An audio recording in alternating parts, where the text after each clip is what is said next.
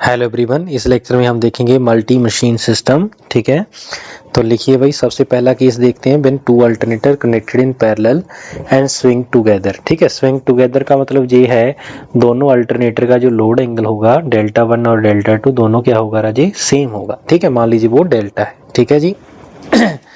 तो आपके पास जो स्विंग इक्वेशन आया था राजी, स्विंग इक्वेशन की जो वैल्यू थी, मेरे पास जो स्विंग इक्वेशन आया था that is nothing but PA which is equal to P mechanical minus P electrical which is equal to कितना आया था भाई, M into D square del divide by dt square, यही आया था ना। ये जो स्विंग इक्वेशन होती है, equation number A, this is valid only for, लिखो, this equation is valid for a single machine system. ठीक है, सिंगल मशीन के लिए सिस्टम है। ठीक है, अगर मेरे पास मल्टी मशीन सिस्टम आ गया, जैसे अभी है मल्टी मशीन सिस्टम, तो उस केस में ये इक्वेशन आपकी वैलिड नहीं होगी। ठीक है, तो उसके लिए हमें क्या करना पड़ेगा, तो मल्टी मशीन सिस्टम के लिए it must be converted to single machine system and then stability must be analyzed। ठीक है, इसके बाद आपकी जो आपकी स्टेबिलिटी है उसको हम एनालिसिस कर सकते हैं। ठीक है, this swing equation is valid only for single machine, इसलिए हम क्या करेंगे, मल्टी मशीन सिस्टम को सिंगल मशीन सिस्टम में कन्वर्ट कर देंगे। ठीक है, फॉर एग्जांपल मैं मान के चल रहा हूँ दो मशीन सिस्टम का आपके पास सिस्टम है। ठीक है, मान लीजिए यहाँ पे जनरेटर 1 है मेरा, G ऑफ 1। ठीक है, मान लीजिए इसको मैं जो मैकेनिकल इनपुट दे रहा हूँ दैट इज PM1। ठीक है, यहाँ पे मैं बस मान के चल रहा हूँ, दोनों आपस में पैरेलल में कनेक्टेड है भाई। ठीक है, तो मान लीजिए मेरे पास जनरेटर G ऑफ 2 है, इसको जो मैं मैकेनिकल इनपुट दे रहा हूँ मान लीजिए PM2। ठीक है, इसको हम कितनी दे रहे थे, PM1। ठीक है, और ये जो इलेक्ट्रिकल पावर देगा मान लीजिए वो है PE1, और ये जो इलेक्ट्रिकल पावर देगा राजे दैट इज योर PE2। ठीक है, इसके ऊपर लोकल लोड भी लगा हो सकता है, मान लीजिए कोई लोकल लोड है। ठीक है, इसके ऊपर भी लोड कनेक्टेड हो सकता है भाई, तो एरो के साथ हम दिखाते हैं भाई आपके लोड को। ठीक है, that is your local load connected eight generator G2। समझ रहे मेरी बात। चलिए, अगर ये स्विंग आपके पास, ये जो आपके पास जनरेटर पैरेलली कनेक्टेड है और स्विंग टुगेदर है, इसका मतलब क्या हुआ, if delta 1 delta 2 equal to क्या हो जाए, डेल्टा, देन हम we can say that then both alternator are swinging together.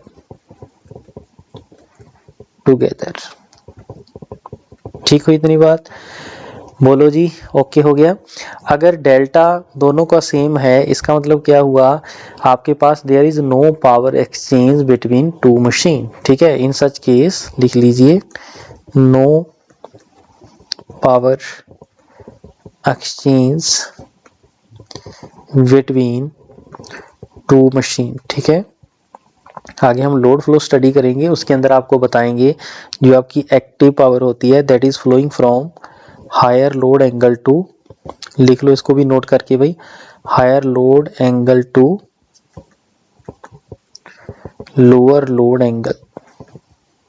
ठीक है, active power always flowing from higher load angle to lower load angle. ठीक है, जो आपकी रिएक्टिव पावर होती है that is flowing from higher voltage to higher voltage magnitude to lower voltage magnitude. ठीक है, फॉर एग्जांपल मान लीजिए मेरे पास दो बसेस हैं। ठीक है, ये दो बसेस हैं। ठीक है, मान लीजिए यहाँ पे जो मेरे पास वोल्टेज की वैल्यू गिवन है 1.1 एंगल ऑफ 30 डिग्री, यहाँ पे मान लीजिए वोल्टेज गिवन है 0.9 एंगल ऑफ 15 डिग्री। ठीक है, अगर मैं यहाँ पे पावर का एक्सचेंज देखूं तो जो मेरी एक्टिव पावर होगी that is flowing from higher load angle to lower load angle, means 30 to 15 वाली तरफ को मेरी एक्टिव पावर जाएगी। Reactive power is flowing from higher voltage to lower voltage, का मतलब रिएक्टिव पावर भी मेरा इसी तरफ को जाएगा। ठीक है, ओवरऑल रिएक्टिव पावर। ठीक है, अगर मैं एक एग्जांपल और ले लूं, मान लीजिए इसको उल्टा कर दीजिए नेक्स्ट केस के अंदर। चलिए अलग से बना लेते हैं भाई। मान लीजिए यहाँ पे 0.9 एंगल ऑफ 60 डिग्री है और यहाँ पे 1.3 एंगल ऑफ 30 डिग्री है। ठीक है, तो इसके अंदर जो एक्टिव पावर का फ्लो होगा जी कैसे होगा, active power is flowing from higher load angle to lower load angle, means इधर को मेरी एक्टिव पावर होगी, रिएक्टिव पावर होगी भाई आपकी higher voltage to lower voltage. ठीक है, तो इस केस में मेरा कौन सा पावर फ्लो करेगा, दैट इज रिएक्टिव पावर। ठीक है, ये कुछ पॉइंट थे, आप इंपॉर्टेंट है इसको लिख लीजिए। ठीक है जी, चलिए इसका मतलब ये हुआ इसके अंदर कोई भी पावर एक्सचेंज नहीं होगी, क्योंकि दोनों का एंगल अगर सेम है तो there is no power exchange. ठीक है, अगर पावर एक्सचेंज नहीं होगी इसका मतलब क्या हुआ, इसका मीनिंग क्या हुआ। ठीक है, मीनिंग कुछ नहीं आ रहा जी। स्विंग इक्वेशन लिखिए जल्दी से। सो स्विंग इक्वेशन, कलर चेंज कर लेता हूं मैं। Swing equation for both machine, ठीक है, बोथ मशीन इज, तो सबसे पहले मशीन नंबर 1 की लिखो भाई जल्दी से। हाँ जी, क्या था आपके पास, m1 d square delta 1 dt square that is equal to pm1 minus pe1। दूसरी के केस में क्या था, d square delta 2 divide by d2 that is for machine number 2,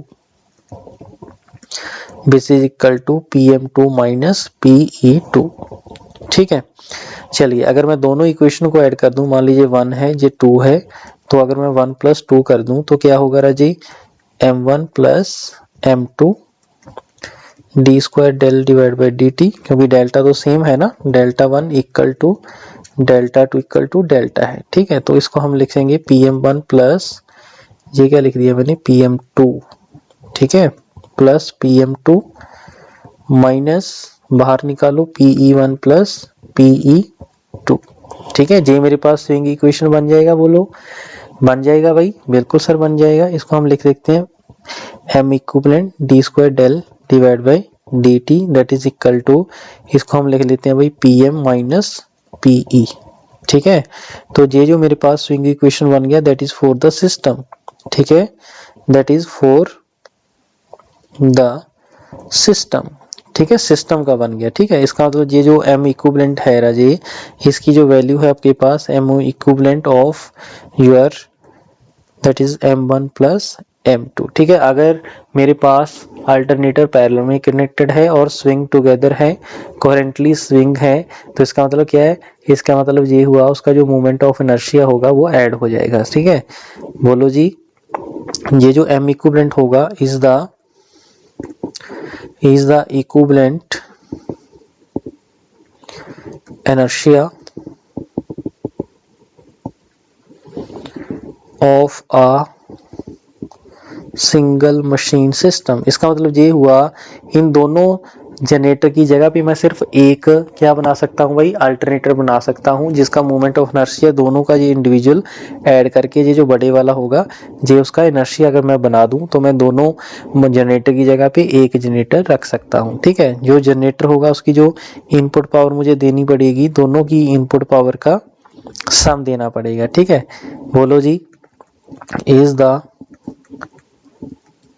total input, ठीक है, ऑफ बोथ द मशीन। ठीक है, अगर मैं एक बना दूं तो दोनों का काम एक से करवाने के लिए इतनी मुझे दोनों की जितनी इनपुट पावर है उन दोनों का सम इकट्ठा एक को देना पड़ेगा। ठीक है, जो इलेक्ट्रिकल पावर वो आपके पास देगा वो दोनों का सम देगा। ठीक है, इसको हम बोलेंगे इज द टोटल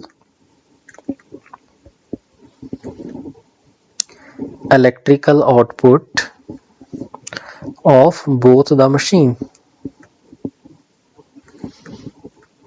ठीक हो इतनी बात, ठीक है। चलिए हमें ये तो क्लियर हो गया, जो m इक्विवेलेंट है राजे that is equal to m1 plus m2, ये पॉइंट आपका इंपॉर्टेंट है। ठीक है, तो m1 इक्वल टू m2 अगर मेरे पास मशीन कोहेरेंटली होगी। ठीक है, तो m इक्विवेलेंट ये हो गया। अब मुझे एक चीज बताइए, अगर मैं m की वैल्यू निकालूं, m की वैल्यू थी gh divide by pi f, तो यहाँ पे क्या लिखेंगे, g h equivalent divide by pi into F which is equal to, यहाँ पे लिखेंगे G1H1 divide by pi into F plus G2H2 divide by pi of F.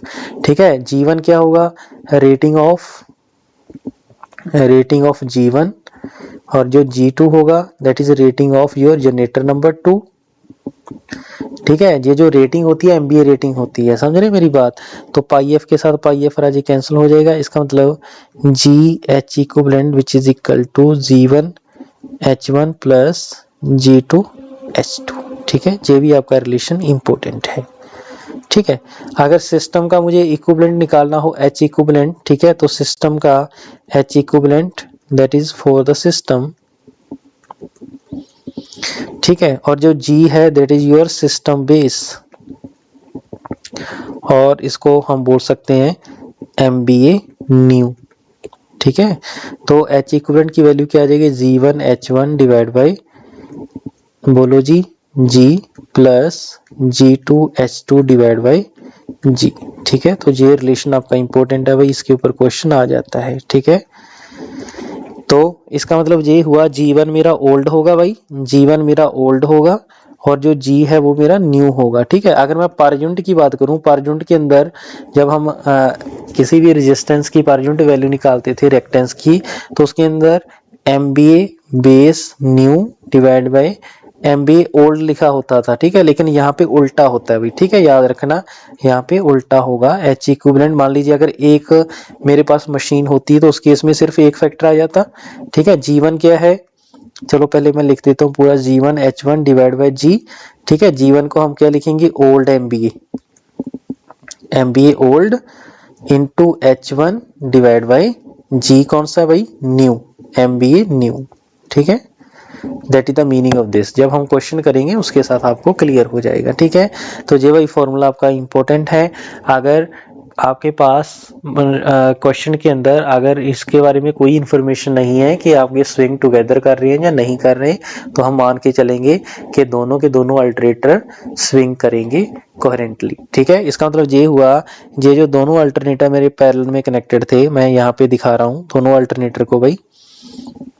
अगर ये अल्टरनेटर है, आगे ट्रांसमिशन लाइन को अगर ये फीड कर रहे थे, ठीक है, इनफिनाइट बस को अगर ये फीड कर रहे थे V एंगल ऑफ 0 डिग्री, तो इसी सर्किट को मैं कैसे कन्वर्ट कर सकता हूँ, ये जो G1 है और ये G2 है, इन दोनों को मैं एक मशीन बना सकता हूँ। ठीक है, इसकी मैं क्या बना सकता हूँ ना जी, एक मशीन बना सकता हूँ। ठीक है, ये voltage V of angle 0 degree होगा। ठीक है, इसका जो मूवमेंट ऑफ इनर्शिया होगा M, वो मुझे क्या लेना पड़ेगा, M1 प्लस M2 लेना पड़ेगा। ठीक है, that is the meaning of this. ठीक है, इसका मतलब ये हुआ मल्टी मशीन सिस्टम को मैंने कन्वर्ट कर दिया सिंगल मशीन इनफिनाइट बस, इसीलिए हम भाई जे वाली डायग्राम वहां पे लेके चले थे। ठीक है, पूरा पावर सिस्टम हमारा इसी पर बेस्ड होगा, सिंगल मशीन इनफिनाइट बस। इसका रीजन वही था कि आपके पास जो आपकी स्विंग इक्वेशन होती है that is valid only for the, बोलो, सिंगल मशीन सिस्टम। ठीक है जी, चलिए ये केस खत्म हुआ। अब केस नंबर 2, ये इंपॉर्टेंट नहीं है, बस केस नंबर 1 के ऊपर ही क्वेश्चन आपके पास आ जाता है। ठीक है, चलिए अगर 2 मशीन जो आपके पास गिवन है, अगर वो स्विंगिंग टुगेदर ना हो तो उस केस में क्या होगा, इफ 2 machine system where machine are not swinging together,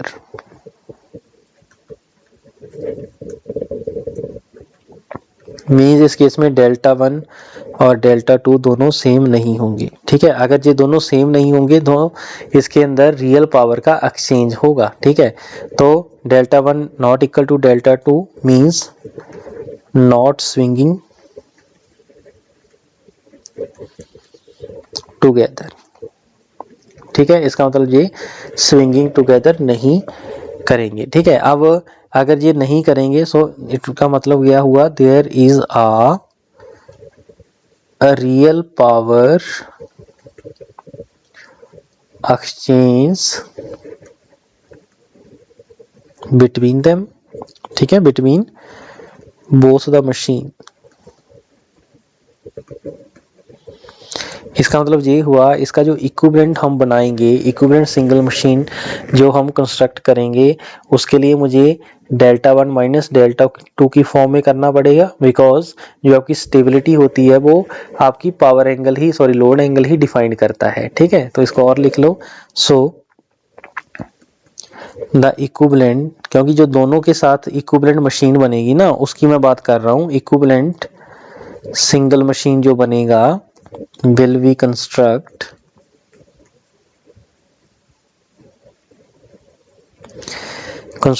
with respect to, जहां तो भाई डेल्टा 1 माइनस डेल्टा 2 होगा। ठीक है, अगर डेल्टा 1 ग्रेटर देन है तो डेल्टा 1 माइनस डेल्टा 2, अगर डेल्टा 2 ग्रेटर देन है तो डेल्टा 2 माइनस डेल्टा 1। ठीक है, बिकॉज स्टेबिलिटी जो आपकी है, stability of both the machine will be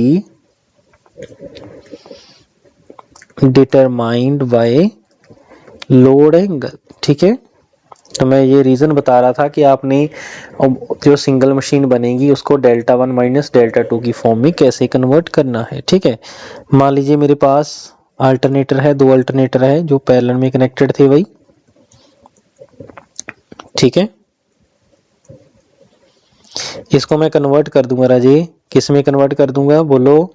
इसको हम कन्वर्ट कर देंगे राजे सिंगल मशीन सिस्टम के। ठीक है, that is the equivalent circuit of this. ठीक है, मान लीजिए G1 है, ये G ऑफ T है, इसको मान लीजिए मैकेनिकल इनपुट PM1 दिया है, इसको कितना दिया है PM2 दे दिया है। इससे जो पावर जनरेट हो रही है मान लीजिए PE1, इसमें जो पावर जनरेट हो रही है दैट इज योर PE2।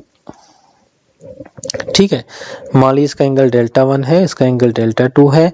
इसकी जो रेटिंग गिवन है आपके पास MVA rating, suppose this is G1 और इसकी जो MVA रेटिंग गिवन है suppose this is G of 2। ठीक है, चलिए ये चीज होगी।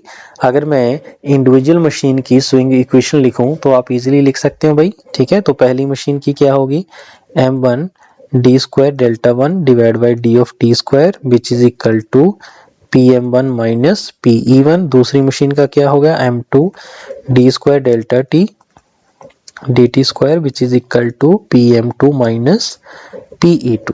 ठीक है, अब ये मान लीजिए मेरे पास पहली इक्वेशन है, ये मान लीजिए दूसरी इक्वेशन है। जो पहली इक्वेशन है इसको हम मल्टीप्लाई कर देते हैं भाई M2 के साथ, एंड जो सेकंड इक्वेशन है इसको हम मल्टीप्लाई कर देते हैं M1 के साथ। ठीक है, और फिर हम क्या कर देंगे, दोनों को सब्ट्रैक्ट कर देंगे। ठीक है, तो दोनों को क्या कर देंगे राजी, सब्ट्रैक्ट कर देंगे। ठीक है, चलिए पहली इक्वेशन को M2 के साथ मल्टीप्लाई करो, दूसरी को M2 के साथ M1 के साथ मल्टीप्लाई करो, दोनों को माइनस कर दो। ठीक है, तो आपके पास क्या बनेगा, M1 M2 D square divide by DT square, यहाँ पे अंदर बचेगा डेल्टा 1 माइनस डेल्टा 2। बोलो बन जाएगा कि नहीं बन जाएगा भाई? सर बिल्कुल बन जाएगा। ठीक है, तो पहली इक्वेशन को आपने M2 के साथ मल्टीप्लाई करना था। ठीक है, तो यहाँ पे क्या आ जाएगा राजी, M of 2 into PM1 minus M1 PM2। ये मेरे पास कौन सी पावर होगी, मैकेनिकल पावर होगी राजी। आगे फिर मेरे पास क्या होगा, इलेक्ट्रिकल पावर हो जाएगा। ठीक है, तो इलेक्ट्रिकल पावर कैसे लिखेंगे, ये तो हमने लिख लिया, माइनस कर देंगे इसको एक फैक्टर के साथ, तो इसको लिख देंगे M2 into PE1 minus M1 into PE2। ठीक है, ये चीज आ जाएगी भाई। हम मान के चल रहे हैं assuming there is no losses in the power transfer. ठीक है, जो मशीन एक से दूसरी मशीन को पावर ट्रांसफर होगी, ठीक है, मान लीजिए उसके लॉसेस दोनों मशीन के लिए आपके पास 0 है। ठीक है, इसका मतलब ये हुआ PE2 पूरी की पूरी पावर आपके मशीन नंबर 1 के अंदर ट्रांसफर होगी। ठीक है, इसका मतलब दोनों अपोजिट साइन की होंगी। ठीक है, इसकी वैल्यू यहाँ पे पुट कर देंगे, तो M1 M2 D square delta 1 minus delta 2 divide by dt का square which is equal to, हाँ जी दोनों इलेक्ट्रिकल पावर सेम हो जाएंगी, तो M2 PM1 minus M1 PM2 ठीक है। अगर ये सेम हो जाएंगे अंदर बचेगा राजी M2 माइनस M1, यहाँ पे क्या बचेगा PE1 लिख लो चाहे PE2 लिख लो, ठीक है भाई। यहाँ तक हो जाएगा। इसको हम माइनस लिख लेते हैं फिर, ठीक है। इसको अगर हम माइनस लिखेंगे तो माइनस माइनस, ध्यान से सुनिए भाई, इसको हम जब माइनस PM2 लिखेंगे, सॉरी PM1 लिखेंगे तो ये हो जाएगा पॉजिटिव, ठीक है। Positive means M1 plus M2 आ जाएगा। बोलो यस और नो। बिल्कुल सर, यहाँ पे प्लस कर देंगे, M1 प्लस M2 आ जाएगा, ठीक है। PE1 मेरा बाहर आ जाएगा, ठीक है। यहाँ तक ओके हो गया भाई? बिल्कुल सर ओके हो गया। अगर मैं इसको डिवाइड कर दूं M1 प्लस M2 के साथ तो ये क्या बनेगा M1 M2 डिवाइड बाय आ जाएगा M1 प्लस M2, ठीक है। और साथ में क्या बचेगा d square delta 1 minus delta 2 divide by dt का square which is equal to, ठीक है। ये जो पूरा फैक्टर है इसको हमें किसके साथ डिवाइड करना पड़ेगा राजी? बोलो जी। इसको सर डिवाइड करना पड़ेगा M1 प्लस M2 के साथ माइनस PE1, ठीक है। तो इसका जो M इक्विवेलेंट होगा राजे that is equal to M1 M2 divide by M1 plus M2, ठीक है। ये पॉइंट आपका इंपॉर्टेंट है। जब दो अल्टरनेटर मेरे पैरेलल में कनेक्ट होंगे और जो उसका स्विंगिंग अगर टुगेदर नहीं होगा तो उस केस में जो M इक्विवेलेंट होगा that is equal to same as parallel resistance, ठीक है। जब मेरे पास स्विंगिंग टुगेदर था उस केस में जो M इक्विवेलेंट था राजे डायरेक्टली M1 प्लस M2 आ गया था, ठीक है। लेकिन इसके अंदर ये जो इंपॉर्टेंट पॉइंट सिर्फ यही है, सिर्फ आपने यही चीज याद रखनी है, ठीक है। इसके अंदर ये चीज इंपॉर्टेंट है, ठीक है। जो आपने पहले केस किया था उसके अंदर जो पॉइंट आपने याद रखना है, this point is very important, ठीक है। GH equivalent equal to G1H1 plus G2H2, ठीक है। मींस ये काइनेटिक एनर्जी को ही डिफाइन कर रहा है ना, तो kinetic energy of system which is equal to kinetic energy sum of kinetic energies of individual, ठीक है। तो इसका सम होगा, समझ रहे मेरी बात? तो ये भाई इसके अंदर जो पॉइंट इंपॉर्टेंट है आपका जी इंपॉर्टेंट है, जो M है आपके पास M1 प्लस M2 होगा, ठीक है। अगर मान लीजिए मैं वो दोनों सिस्टम का कंबाइन करके एक सिस्टम बना लूं तो उसका जो इनर्शिया कांस्टेंट होगा वो हम इस फॉर्मूले से निकाल लेंगे, ठीक है। दिस इज वेरी इंपॉर्टेंट, ठीक है। यहाँ तक क्लियर हुआ? तो इस लेक्चर में बस इतना ही था, फिर हम एक दो क्वेश्चन इसके ऊपर देख लेते हैं, फिर इस टॉपिक को क्लोज करेंगे, ठीक है जी। चलिए कुछ क्वेश्चन देखते हैं भाई। क्वेश्चन नंबर 1 देखिए, रीड करिए जल्दी से। A power system consist of 2 synchronous generator A and B। सभी ये गेट के प्रीवियस ईयर क्वेश्चन है, ठीक है। 250 MVA and 500 MVA with inertia आपके पास गिवन है 1.6 per unit and 1 per unit respectively on their own base, ठीक है। The equivalent inertia constant for parallel system on 100 MVA, ठीक है। तो H इक्विवेलेंट आपने कैलकुलेट करना भाई at G is equal to 100 MVA, ठीक है। आपके पास H1 गिवन है राजे that is equal to 1.6 at 250 MVA, ठीक है। ऐसे ही जो H2 गिवन है, ठीक है, H1 लगा लो चाहे आप M1 M2 लगा लो, ठीक है। मीनिंग दोनों का सेम ही होगा, ठीक है। चलिए जी, यहाँ तक ओके हो गया? बोलो जी, यहाँ तक ठीक है?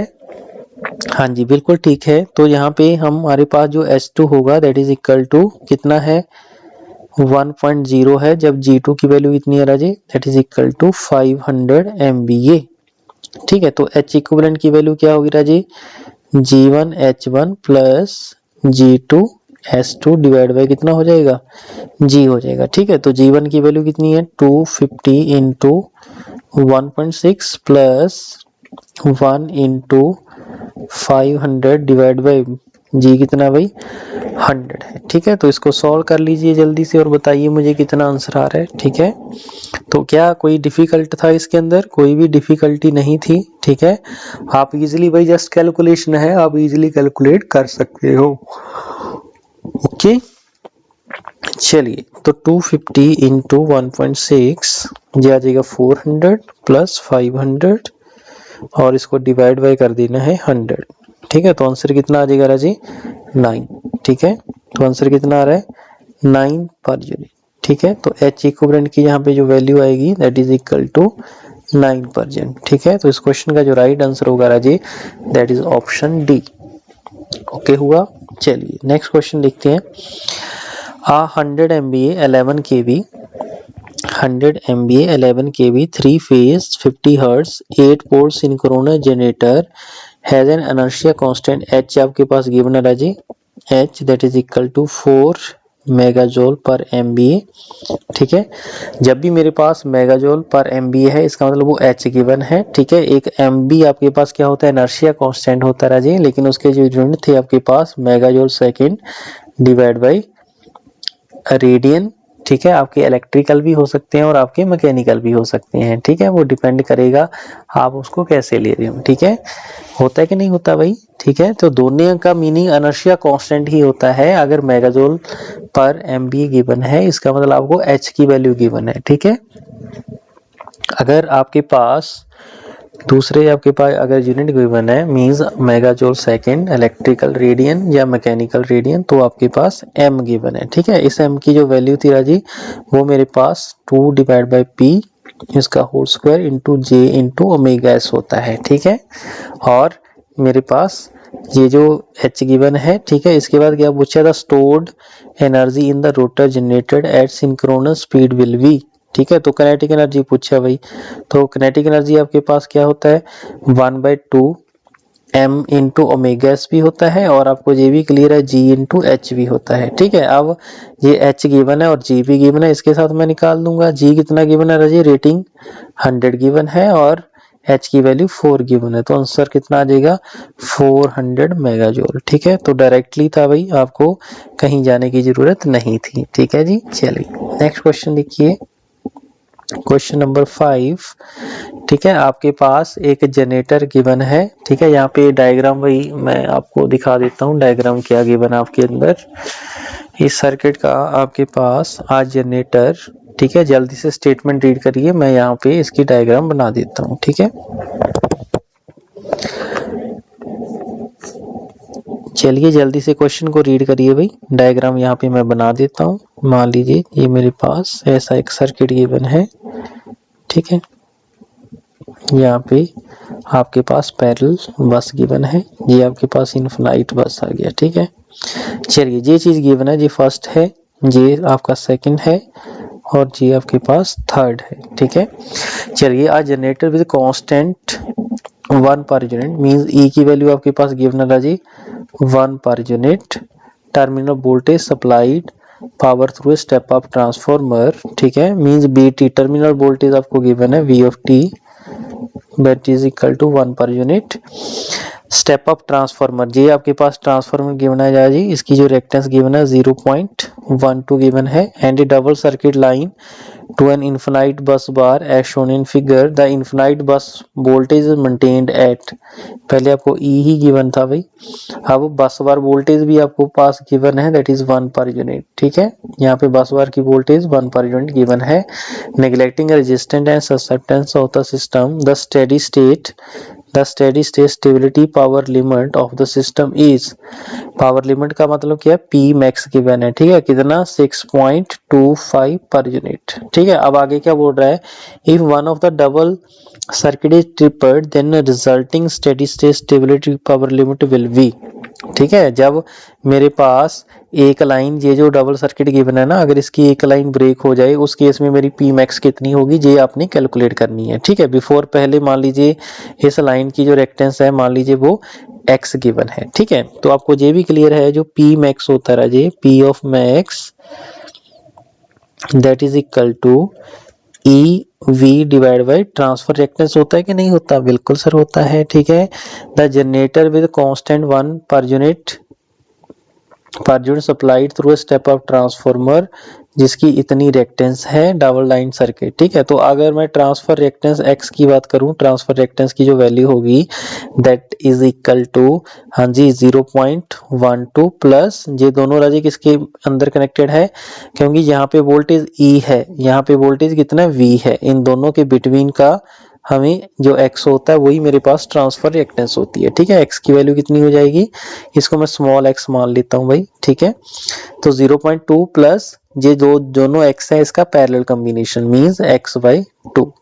ठीक है, इसकी वैल्यू कितनी गिवन है 6.25, वैल्यू पुट कर दो 1 into 1 divide by transfer reactance that is equal to this which is equal to 6.25 0.25, ठीक है, mean 0.12 plus x/2 which is equal to 1 divide by 6.25, ठीक है। जो भी आंसर आएगा इसको माइनस कर देंगे 0.12, ठीक है। इसका जो भी आंसर आएगा उसको डिवाइड बाय कितना कर देंगे 2, ठीक है। तो यहाँ से मुझे x की वैल्यू राजे मिल जाएगी, ठीक है। तो 1 divide by 6.25 that is equal to 0.16 minus करेंगे 0.12 दैट इज 0.04 डिवाइड बाई 2, ठीक है। इसका मतलब फर्स्ट स्टेप से मुझे x की वैल्यू पता चल गई कितनी 0.02 पर यूनिट, ठीक है। अब नेक्स्ट केस क्या है, अगर मैं इस फर्स्ट वाली ट्रांसफर लाइन को अगर रिमूव कर दूं, एक लाइन को रिमूव कर दूं, तो अब मेरी पी मैक्स कितनी होगी, ठीक है। अब ट्रांसफर रिएक्टेंस कितना होगा राजे मेरे पास 0.12 प्लस, अब एक तो कैंसिल हो गया, एक ही बचेगा, दोनों सीरीज में है, डिवाइड प्लस क्या हो जाएगा x हो जाएगा, ठीक है। तो x की वैल्यू कितनी हो जाएगी 0.12, x की वैल्यू अभी निकाली है आपने 0.02 विच is equal to 0.14 per unit, ठीक है। तो पी मैक्स आपने निकालना था भाई अब सेकंड केस में, तो वो आप निकाल सकते हैं भाई, E1 है V1 है डिवाइड बाय ट्रांसफर रिएक्टेंस, ठीक है। तो आंसर कितना आ जाएगा 100 divide by 14 means 50 divide by 7, ठीक है। तो करो जल्दी से सॉल्व इसको भाई, देखो कितना आंसर आ रहा है, डिवाइड बाय 14, ठीक है 7.14, ठीक है। इसका आंसर कितना आ जाएगा 7.14, ठीक है पर यूनिट, ठीक है। ऑप्शन पे देख लेते हैं भाई, तो ऑप्शन पे तो कोई भी नहीं है 7 पॉइंट समथिंग, ठीक है। तो इसका मतलब ये हुआ आपके पास कहीं ना कहीं गड़बड़ है, तो क्या गड़बड़ है वो मुझे कैलकुलेट करनी होगी, ठीक है। आज generator with constant 1 per unit terminal voltage supply power through a step out transform of इतना reactance, so in figure the infinite bus voltage is maintained at 1 per unit neglecting resistance. The steady state stability power limit of the system is 6.25. If one of the circuit tripped, then a resulting state stability in per unit. Procedure तो ठीक है मेरे ख्याल से भाई, E आपको 1 given था, VT 1 given था, P मैक्स आपको J गिवन था, ठीक है। 1 into 1 रिएक्टेंस इतना ही बनेगा ना, 0.12 ही गिवन है ना, 0.12 आपके पास गिवन है, ठीक है, प्लस x/2 है दैट इज इक्वल टू 6.25, ठीक है। आगे फिर मैंने क्या किया, यहाँ पे ये चीज उधर ले गया, ये चीज मेरी डिवाइड में आ गई, ठीक है। 1 डिवाइड बाई 6.25, 1 डिवाइड बाई 6.25,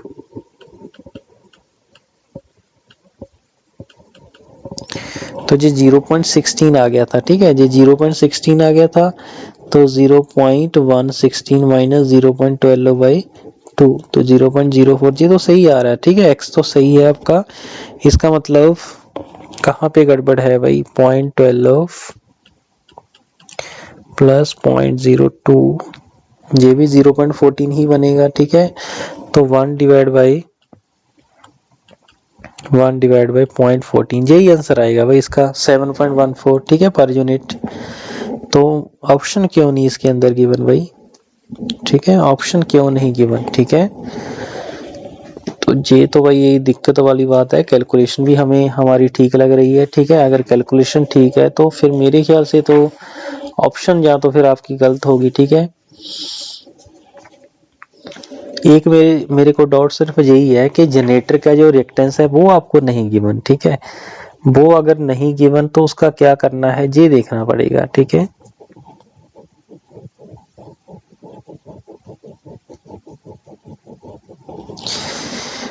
तो क्या करें भाई इसका, हाँ एक गड़बड़ मुझे लग रही है भाई, एक गड़बड़ आपकी ये है कि आपके पास यहाँ पे थोड़ी सी हम जल्दबाजी कर गए भाई, उस जल्दबाजी की जरूरत नहीं थी। अब जो आपने डिवाइड किया ना ये एक्चुअली मल्टीप्लाई होगा, ठीक है। देखो कैसे, ये इधर चला जाएगा, ठीक है, ये मेरा इधर चला जाएगा, ठीक है। देखिए कैसे, तो ये मेरे पास बनेगा 0.12 plus x/2 which is equal to 1 divide by 6.25। चलिए इसको सॉल्व करने के बाद 0.16 आ गया, तो x/2 that is equal to, ये इधर जाके माइनस हो जाएगा 0.4, x इधर मल्टीप्लाई होगा भाई, यहाँ पे गड़बड़ होगी भाई, ठीक है। बस आपने ये गड़बड़ नहीं करनी, ठीक है। हमारे से जो गड़बड़ होगी सो होगी, लेकिन आपने पेपर के अंदर ये गड़बड़ नहीं करनी है, ठीक है। एक एक स्टेप लिखना है, ठीक है। जैसे मैंने शॉर्टकट लगाया था उसकी वजह से क्या हो गया, देखो हमारे 2-3 मिनट एक्स्ट्रा वेस्ट हो गए हैं, ठीक है। तो x की वैल्यू कितनी आ गई 0.2 पर यूनिट, ठीक है। यहाँ पे जिस क्वेश्चन को सॉल्व करते समय मेरी मिस्टेक यहाँ पे हो रही है, मैं उस पार्ट को वीडियो से रिमूव नहीं करूंगा, सो दैट आपको क्लियर हो जाए कि आपसे भी ये गलती हो सकती है, ठीक है। लेकिन अगर गलती का समाधान आपने टाइम पे कर लिया तो आप जिंदगी के मजे लेंगे भाई, ठीक है। कोई भी क्वेश्चन आपका गलत नहीं होगा, ठीक है जी। चलिए अब मेरे पास पी मैक्स कितना होगा, P max is equal to E into V divide by X, ठीक है। ये बचेगा 10 divide by 2 which is equal to 5 per unit. देखिए अब क्वेश्चन मैच कर गया ना भाई, तो इस क्वेश्चन का राइट आंसर हो जाएगा डी। लेकिन जो आईआईटी के प्रोफेसर होते हैं राजे, अगर आप उसका गलत प्रोसीजर भी सॉल्व कर दोगे ना जैसे हमने किया था, ठीक है, तो उसका आंसर भी आपका क्वेश्चन के अंदर मिलेगा, ठीक है। तो आप भाई खुश हो जाते हो कि हमारा जो आंसर है वो ऑप्शन के साथ मैच कर गया, ठीक है। लेकिन वो एक्चुअल में क्या रहता है जी, गलत रहता है, ठीक है। चलें आगे नेक्स्ट क्वेश्चन की तरफ। चलिए नेक्स्ट क्वेश्चन देखते हैं।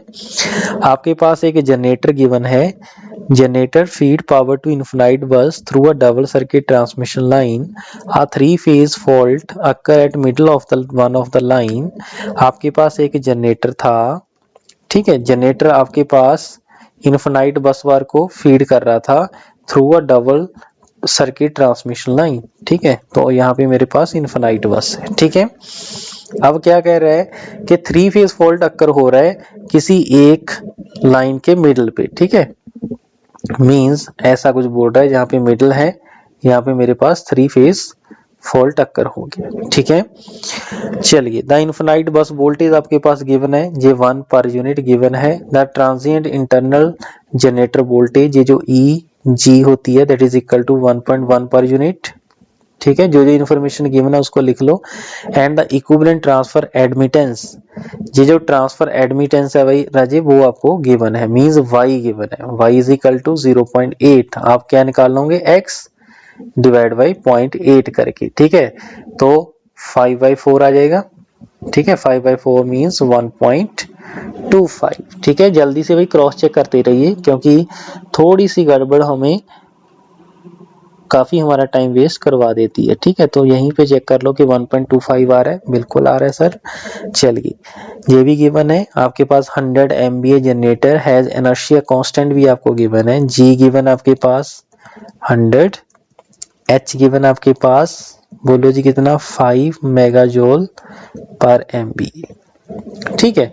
And it deliver 1 per unit power prior to the fault with rotor power angle. लो जी इनिशियली डेल्टा नॉट भी गिवन है आपको 30 डिग्री, उसके में इलेक्ट्रिकल पावर कितनी पावर ट्रांसफर हो रही है 1 पर यूनिट, ठीक है। तो सिस्टम की फ्रीक्वेंसी भी आपको गिवन है। क्या पूछा भाई पहला question, the initial accelerating power in per unit will be, accelerating power पूछी है राजी। एक्सेलरेटिंग पावर क्या होती है, PA is equal to P mechanical minus P electrical, ठीक है। इसका मतलब जो इनिशियल पावर है, initially it was deliver 1 per unit prior of the fault. Prior of the fault क्या होगा राजे, आपके पास क्या होगा राजे, आपके पास ये जो पावर गिवन है that is your mechanical power, ठीक है। This is nothing but mechanical power, ठीक है। इलेक्ट्रिकल पावर हम निकाल लेंगे with the help of formula.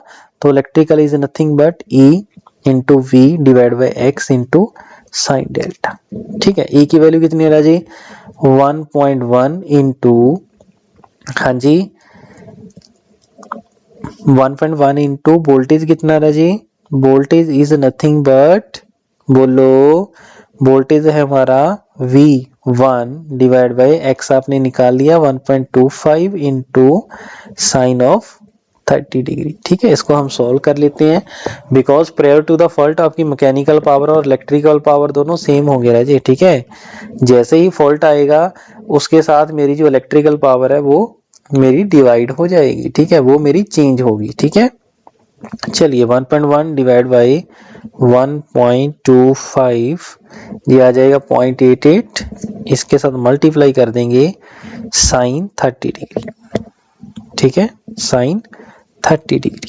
तो आंसर मेरा आ जाएगा 0.44, तो 0.44, ठीक है। लेकिन हमें क्या निकालना था राजे, एसलेरेटिंग पावर वो होगी मैकेनिकल पावर जो 1 है माइनस 0.44, तो आंसर कितना आ जाएगा राजे इसका 0.56 पर यूनिट। ठीक हो इतनी बात। तो जे मेरे पास वही आंसर आ जाएगा आपके पास, जो फर्स्ट पार्ट है इसका जो आंसर आएगा दैट इज योर, बोलो जी, 0.56, ठीक है। अब जल्दी से जो सेकंड क्वेश्चन है इसको रीड करिए और बताइए मेरे को कितना आंसर आपका आ रहा है, ठीक है। तो बड़े आराम से करना है, मैं आपको 2 मिनट दे रहा हूं भाई, इस 2 मिनट के अंदर आपने इस क्वेश्चन को सॉल्व करना है, ठीक है जी। चलिए करिए सॉल्व जल्दी से फटाफट जी। अब देखिए सेकंड पार्ट इसका, तो सेकंड पार्ट क्या है, if the initial accelerating power is x per unit, तो इनिशियल एक्सेलरेटिंग पावर आपको वही गिवन है pa की वैल्यू, pa की जो वैल्यू है that is equal to x, ठीक है। आगे बोलिए, the initial acceleration in electric degree per second square, ये आपने कैलकुलेट करना है, and inertia constant in megajoule second electric degree respectively, ठीक है। पीए की वैल्यू आपके पास गिवन है राजी x पर यूनिट, ठीक है। स्विंग इक्वेशन में आपने क्या देखा था, P A that is equal to M D square del divide by D T square, यही देखा था ना भाई, यही आपके पास होती है राजी एक्सेलरेशन, ठीक है। इसको हम अल्फा के साथ लिख देते हैं, दैट इज योर एक्सेलरेशन, ठीक है। एक्सेलरेशन क्या होता है, alpha that is change in D omega divide by D T, ठीक है। दिस इज योर एक्सेलरेशन, ठीक है। चलिए तो यहाँ पे ओके हो गया भाई। तो आगे आपके पास जो ओमेगा था, ओमेगा आपके पास जो था वो D theta divide by D T था, ठीक है। तो इसका जब डेरिवेटिव करेंगे D theta divide by D T square, ठीक है। इसका मतलब ये क्या होगा आपका अल्फा होगा, ठीक है। तो अल्फा की वैल्यू क्या होगी, P A divide by m हो जाएगी, ठीक है।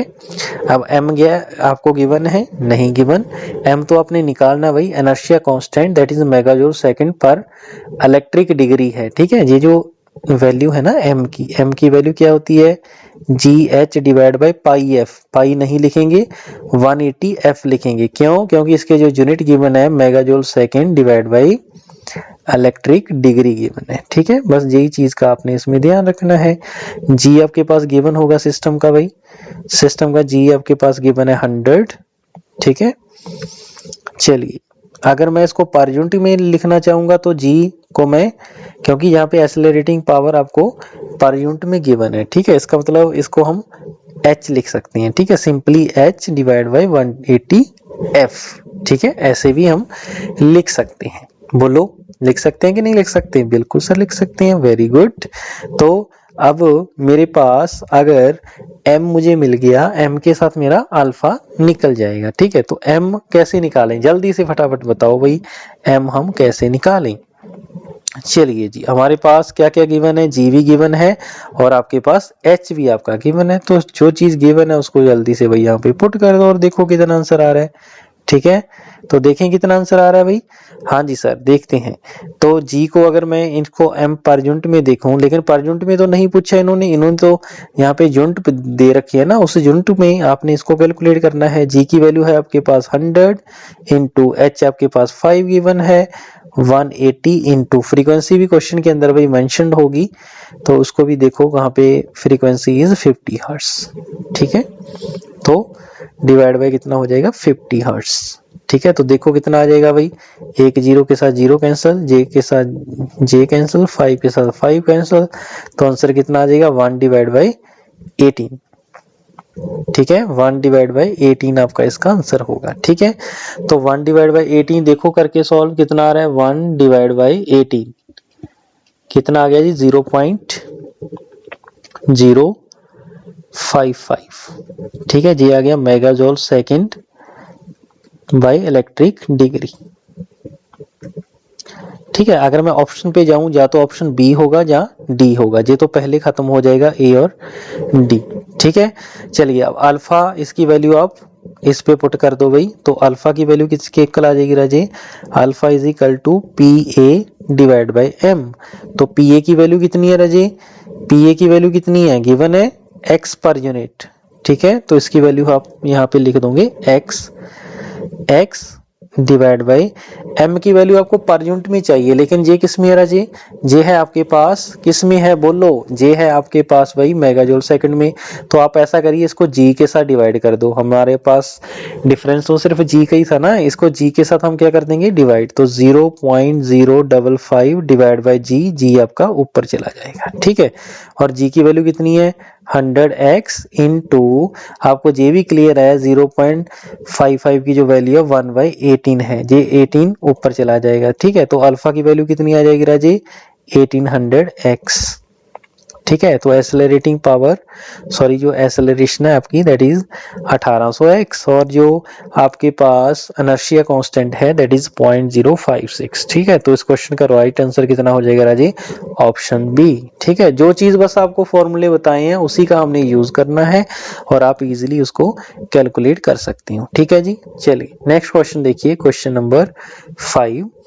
50 हर्ट्ज जनरेटर, आपके पास H गिवन है, inertia constant 2 megajoule per MVA, the machine is initially operating in steady state at synchronous speed producing 1 per unit of real power, the initial value of rotor angle, यहाँ पे delta है is, तो delta not की value आपके पास 5 degree given है। When a voltage 3 phase to ground short circuit fault occur at the terminal of the generator, the assuming input mechanical power to remain at 1 per unit, तो mechanical power तो आपकी 1 per unit के ऊपर ही है। The value of delta in degree after 0.02 second is, okay. तो ये तो simply question था भाई, डेल ऑफ टी का मैंने आपको फॉर्मूला बताया था that is 1/2 PA divide by m T square plus delta not, ठीक है। यही आपको पास बताया था भाई, बिल्कुल सर यही बताया था आपने।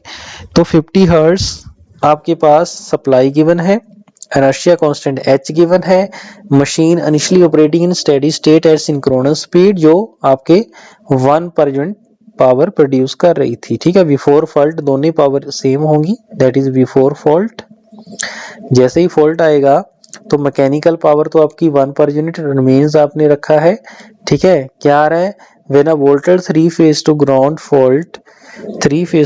Fault occur at the terminal of the generator, तो input power remains at 1 per unit, then the value of delta is, ठीक है। डेल्टा की वैल्यू आपने बतानी है। मैकेनिकल पावर वाइज जब 3 फेज फॉल्ट आ रहा है आपने एक ही रिमेन रखना है, इसका मतलब जैसे ही 3 फॉल्ट आएगा मेरी जो इलेक्ट्रिकल पावर डिमांड होती है ड्यूरिंग फॉल्ट वो 0 हो जाएगी, ठीक है। इसका मतलब जो PA होगा राजे that is equal to 1 - 0 that is equal to 1 per unit, ठीक है। यहाँ पे वैल्यूज पुट कर दो भाई 1/2 ये है 1, m आप कैलकुलेट कर लेना भाई, इनटू आपने डेल्टा की वैल्यू निकालनी है एट 0.02 सेकेंड, ठीक है। तो यहाँ पे 0.02 इसका होल स्क्वायर प्लस यहाँ पे डिग्री आपके पास 5 डिग्री गिवन है, ठीक है जी। चलिए तो m इन पर यूनिट आप कैलकुलेट कर सकते हो भाई, दैट इज इक्वल टू हाँ जी h divide by pi f, यही होता है ना फॉर्मूला, ठीक है। तो अगर पाई को मैं डिग्री में लूंगा तो यहाँ पे आंसर डिग्री में आ जाएगा, तो इसको हम डिग्री में ले लेते हैं, ठीक है। h की वैल्यू गिवन है क्वेश्चन के अंदर, गिवन है जी 2, यहाँ पे लिखेंगे 180 डिग्री इंटू फ्रीक्वेंसी इज 50, ठीक है। यहाँ पे पुट कर दो भी 1/2 इंटू m की वैल्यू यहाँ पे पुट करेंगे तो ऊपर चला जाएगा 180 इंटू 50 डिवाइड बाई 2 इंटू जे आ जाएगा 4 डिवाइड बाई 10 की पावर 4, यही होगा भाई। एक जीरो के साथ एक जीरो गई, दूसरी जीरो इसके साथ गई, ठीक है। जे 4 के साथ जे 4 गया, ठीक है। तो आंसर कितना आ जाएगा